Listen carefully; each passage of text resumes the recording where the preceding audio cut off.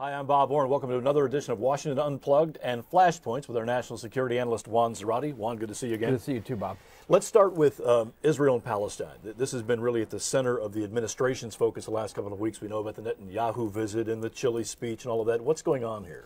What we have here, Bob, is a race to September, really a race to see what happens before the potential UN vote on Palestinian statehood.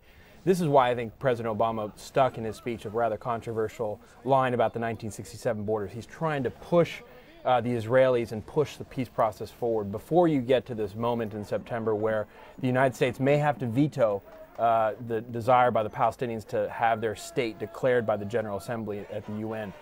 This is why the Israelis are resistant. They're feeling encircled.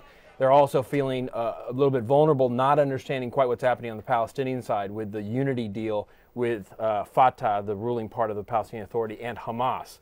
And so really you have an unsettled process here, and a real question as to whether or not, in the context of the Arab Spring, you're going to see a new intifada arise from the Palestinian side, a wave of civilian protesters like we saw recently toward the borders of Israel, sort of literally taking their state back while you have this diplomatic process at the UN. So this is quite unsettled. No hopes that I've heard of or seen with respect to the peace process, and really marching toward a controversial September in the region. I was going to say, I don't even see a track where you might get the peace process going again. So really, aren't we kind of inevitably going towards this UN showdown? Well, I think so. And this is one of the criticisms of the president's speech and injecting in the 1967 borders as the baseline, because at the same time he was doing this, George Mitchell was stepping down as his peace envoy.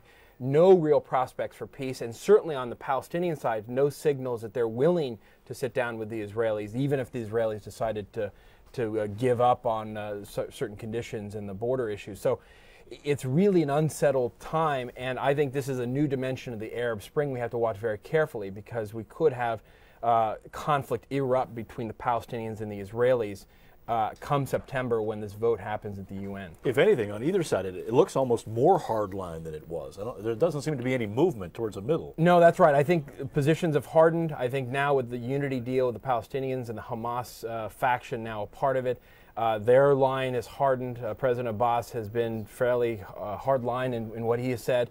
We heard Prime Minister Netanyahu before the Congress laying out pretty straightforward and hardline views in terms of what Israel was asking for and is demanding in a peace process.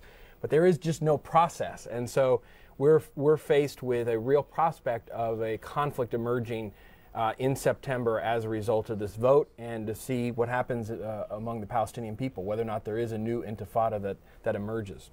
Week to week, if we had to pick a number one flashpoint, it would probably be Pakistan. It seems that most important things kind of start and end there. We saw what happened with Secretary of State Clinton and the chairman Mullen in Pakistan. Very tough meeting, but they seem to kind of lay down the law, at least privately, to the Pakistanis. Where is our relationship with Pakistan as it relates to trying to go forward with this war against terror? Well, I think it's incredibly tense still. I don't think it's going to get better anytime soon, but you do have those diplomatic fig leaves out there. Secretary Clinton and Chairman Mullen were out there, as you said, trying to give the Pakistanis some breathing space. But in many ways, the Pakistanis feel themselves to be in the crosshairs. They're still greatly embarrassed as a result of the UBL killing, both in the sense that Osama bin Laden was found so close to their capital, but also that the Americans came in unilaterally. Pakistanis weren't able to defend against the incursion, and so the military's been embarrassed. Plus, you now have over 20 attacks on Pakistani establishment sites, including this naval base in Karachi, which is seen as a real embarrassment to the military, and now an arrest of a former Navy official who seems to have been an insider implicated now in this attack. And so real questions as to whether or not the military is sound internally, whether or not they can defend externally, and at a time when there's likely to be more tension, not just from the Americans, but also tension from within, given some of these militant attacks. Radicals have taken this moment, it seems, to kind of raise the stakes for Pakistan. Some of these attacks look to be retaliatory, but they're kind of poking their finger in the eye here. Absolutely. I think they're taking the moment to take advantage of the internal pressure and fissures and unpopularity of the civilian government in particular, and the loss of some legitimacy on the part of the military and intelligence services. So the militants are taking full advantage.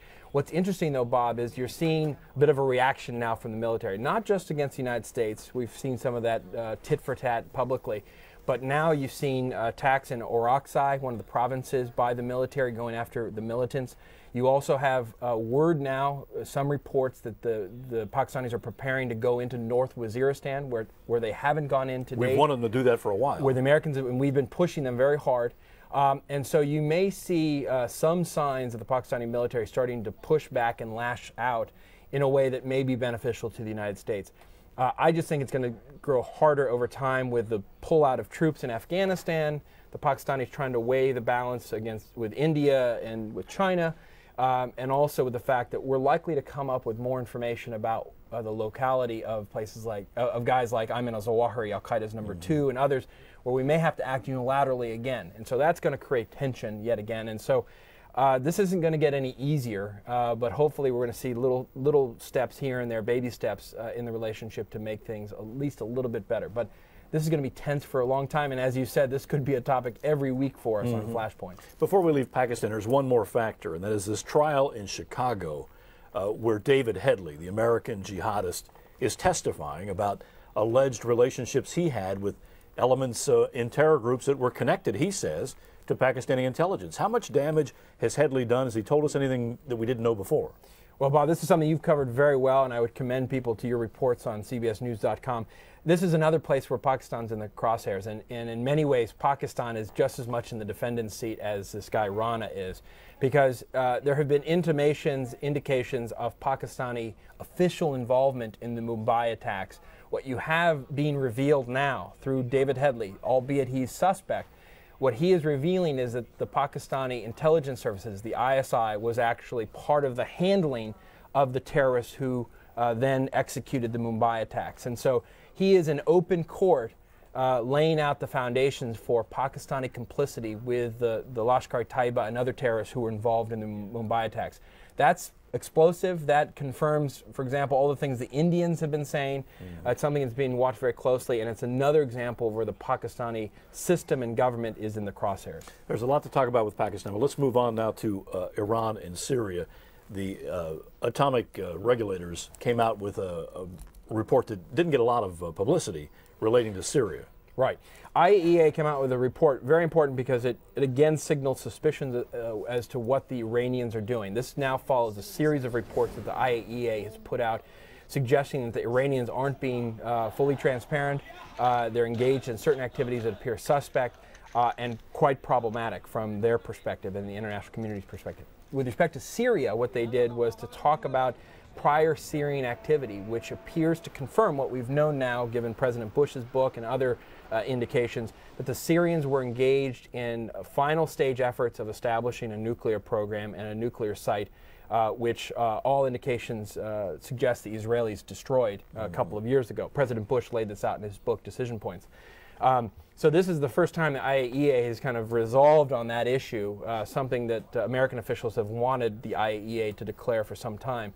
And it also suggests, again, this unhappy, unholy alliance between Syria and North Korea, where the North Koreans were supporting the establishment of this nuclear program. Very important in terms of counterproliferation, in terms of the nuclear program, in terms of security in the region, and it suggests why people are worried about what the Assad regime is doing in Damascus. Interestingly, Bob, at the same time you had the European Union putting sanctions, further sanctions on President Assad and elements of the Syrian government, and then the American government putting further sanctions on Iran, as well as those supporting Iran, to include the Venezuelan oil company PDVSA, which didn't get much coverage but was an important step to signal the growing ties between Venezuela and Iran. Very troubling because, of course, Venezuela in the Western Hemisphere is really on our doorstep. Absolutely, and one of the concerns that you've had is not just the growing commercial relationships and other relationships between Iran and Venezuela, but the potential that you have Iranian intelligence officers from the Revolutionary Guard Corps or even Hezbollah members infiltrating the hemisphere through Venezuela. Lots of folks have been writing on this. Hasn't gotten a lot of public attention, but it's certainly an area of concern. And I think the American government was starting to signal that concern with the designation of PDVSA as part of the Iran sanctions. Well, we'll watch that one going forward, too. And, of course, we've talked a lot about the Arab Spring. One really troubled spot appears to be Yemen. This is a situation where the president there, he will not go. He signaled he might go, and he keeps pulling that back. And now it looks to me like they might be going towards civil war here. Yeah, you may have the unraveling of Yemen here and civil war really on the doorstep of the Arabian Gulf. I think this is probably the most problematic country in terms of the Arab Spring, because you have not only the potential that this country will devolve into a failed state, which many argue it was already close to being anyway, with the rebellion in the north, rebellion in the south, and al-Qaeda there, but also a growing al-Qaeda movement and base of operations for what you know and what officials have said to be the most dangerous of the al-Qaeda affiliates, al-Qaeda in the Arabian Peninsula. This is the one with Anwar al-Awlaki, the Yemeni-American cleric, Waishi, the longtime al-Qaeda UBL bin Laden associate running it. And so you really have the potential. You have a failed state with a very strong al-Qaeda affiliate taking over. And now what you have is increasing violence and militants taking over towns. And so you've got some Islamist militants taking over in some southern cities, the Yemeni government taking more aggressive actions against protesters, and really what appears to be an unraveling situation, which may be the most dangerous situation of the Arab Spring. And the most immediate effect on this country, of course, could be that it gives al-Qaeda a bigger safe haven there. That's absolutely right. The more room to maneuver, the more room there is to train or to plot, the more dangerous for the United States. Mike Leiter, the director of the National Counterterrorism Center, has said that the most dangerous threat to the United States comes from that group in Yemen. And so to the extent that they have control of more territory, more sympathies, more ability to operate, that's dangerous for the United States directly. You know who else is worried? Saudi Arabia. Saudi Arabia was worried about instability on its doorstep. It's worried about Iran meddling in the region. It's worried about al-Qaeda gaining strength and momentum in the southern part of its border. And so Saudi Arabia is going to be watching this very carefully. And I would not be surprised if you started to see more Saudi involvement overtly. And one last point, and then we'll wrap it up here. Should we expect, do you think, to see more U.S. unilateral action in Yemen? We've seen a number of drone strikes now in the wake of the bin Laden raid. Knowing about the unrest there, are we going to be a little more aggressive there? I think you should anticipate that. I think what we saw was an attempted strike at Anwar al-Awlaki that failed, unfortunately.